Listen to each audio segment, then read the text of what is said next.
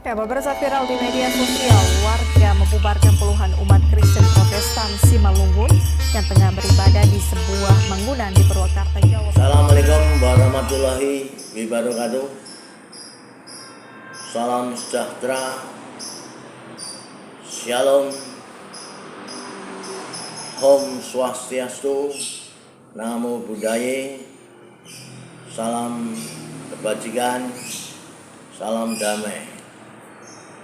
Pagi yang indah ini kami dari Forum Orientasi Studi Kebijakan yang mengkaji dan memberi input masukan tentang beberapa hal yang terjadi di negeri Indonesia.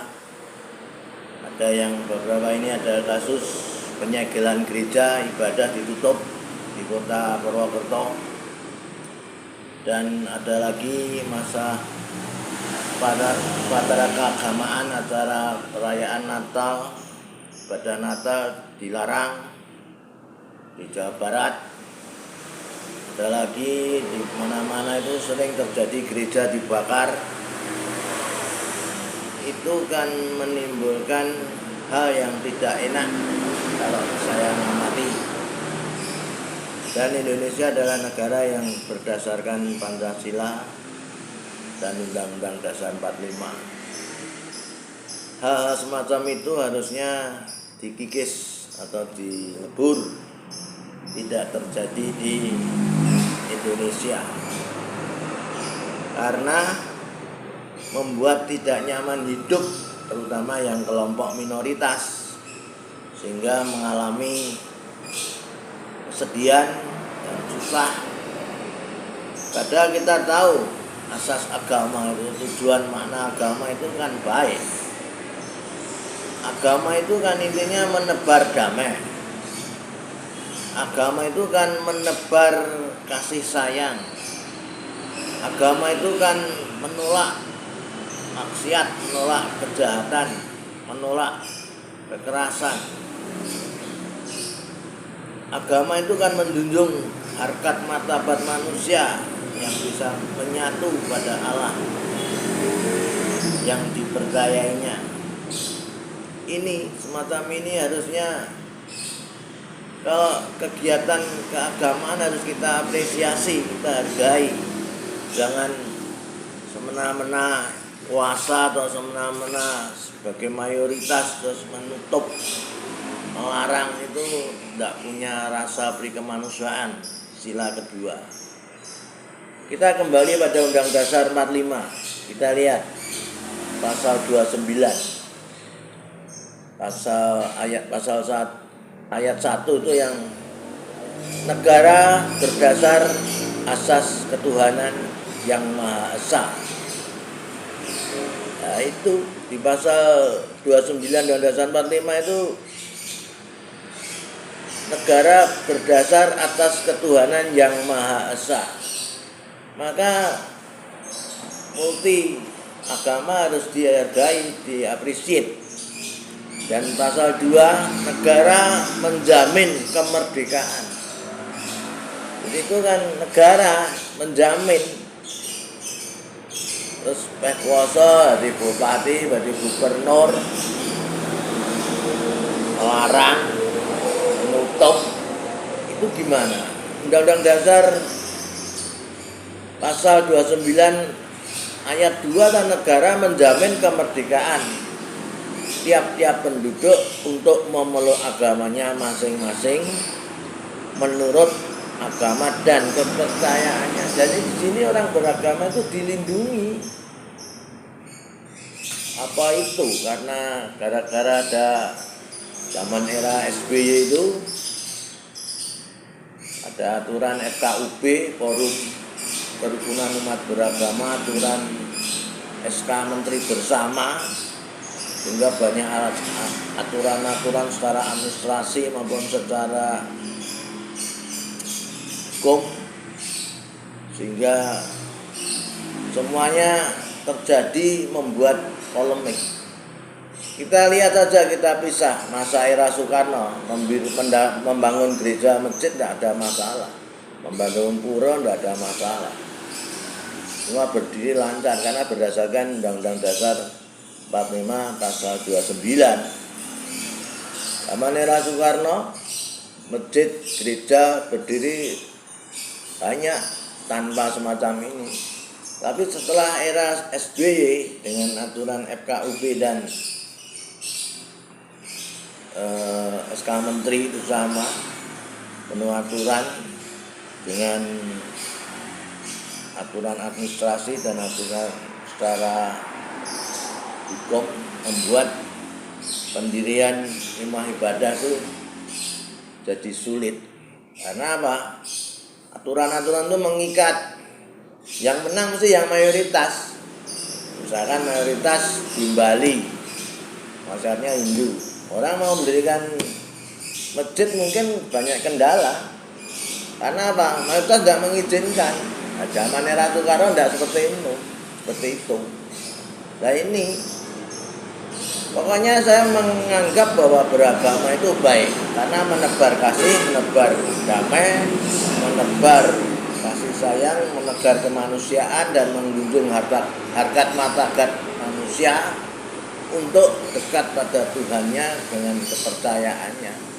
Dan agama itu tidak akan mengizinkan perjudian, mengizinkan zina, mengizinkan perampok, tidak ada. Agama itu baik. Kalau ada malah kita bersyukur supaya Indonesia menjadi orang yang bermoral, beragama berdasar Pancasila dan Undang-Undang Dasar 45. Kenapa ada gereja disegel? Contohnya Amerika saja, contohnya itu. Ketika negara Amerika yang dipimpin presidennya saat orang negro ya, Obama itu orang Amerika, tapi didirikan masjid. Kelompok legislatif menolak, tapi Obama bisa karena berjiwa kemanusiaan, masjid bisa didirikan. Karena Obama tahu orangnya cerdas, berbudi luhur, silakan berdirikan masjid. Itu akan untuk pembangunan akhlak manusia umat dunia. Nah Indonesia ini gimana? Mau mendirikan aja banyak aturan, padahal agama itu apik. Apa agama ya? Agama itu mesti mengajarkan yang bermoral, berbudi luhur, mengajak umat untuk berjiwa tinggi dalam kasih sayang, untuk menebar kasih untuk sesama hidup, tolong menolong. Kalau titik-titik main aturan hukum, segel, yang gereja dibakar itu banyak, itu di kasus-kasus gereja dibakar tanpa izin, dibakar, boom. Itu gimana? Ini loh, Indonesia itu harus kembalikan kepada Undang Dasar 45. Era Soekarno mendirikan gereja, mendirikan masjid, mendirikan pura, mendirikan kelenteng itu tidak masalah. Sekarang itu mau mendirikannya digenjoti ya, tutup indahnya kalau penguasa. Ini harus kembali Undang Dasar 45. Kalau saya punya usul pribadi ya lebih baik seperti aturan FKUB itu dilepas saja, malah bikin kenyataannya setelah aturan itu muncul malah banyak masalah. SK Menteri barang itu banyak masalah, kenyataannya itu prakteknya wis. Tapi sebelum tidak ada aturan itu aman-aman saja, mendirikan gereja, mendirikan masjid, mendirikan pura, tidak ada masalah. Dan orang ibadah nyaman. Sekarang tuh ibadah Natal dilarang karena aturannya ini FKUB ini malah kesel itu. Saya usul supaya Indonesia itu solid back to Undang-Undang Dasar 45. 45 principle harus kita kembalikan prinsip bahwa negara berdasar atas ketuhanan yang Maha Esa dan negara menjamin kemerdekaan tiap-tiap penduduknya untuk memeluk agamanya masing-masing dan beribadat menurut agama dan kepercayaan. Ini pasal Undang-Undang Dasar 45 itu malah bagus, kembali pada Undang-Undang Dasar 45 saja, sehingga Indonesia akan lebih damai, lebih indah, tidak ada polemik.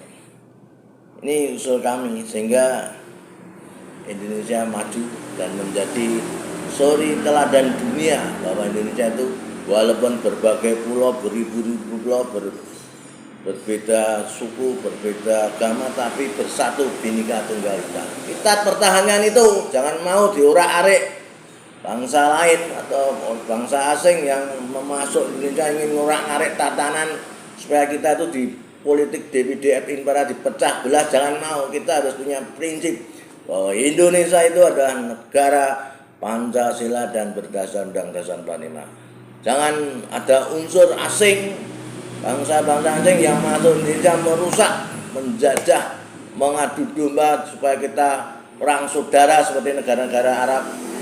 Banyak perang saudara seperti Irak, Yaman, itu kan perang. ISIS masuk, itu perang. Indonesia kita pertahankan menjadi negara yang berdasar Undang-Undang Dasar 45 dan Pancasila. Ideologi kita harus kita pegang. Kami cukup sekian untuk memberikan unek-unek hati saya. Semoga Indonesia maju dan bahagia dan bisa menjadi contoh internasional, go internasional. Terima kasih, ini saran kami, dan mohon maaf bila ada kekurangan dan kurang pas tutur kata saya. Kami mohon maaf. Terima kasih. Wassalamualaikum warahmatullahi wabarakatuh.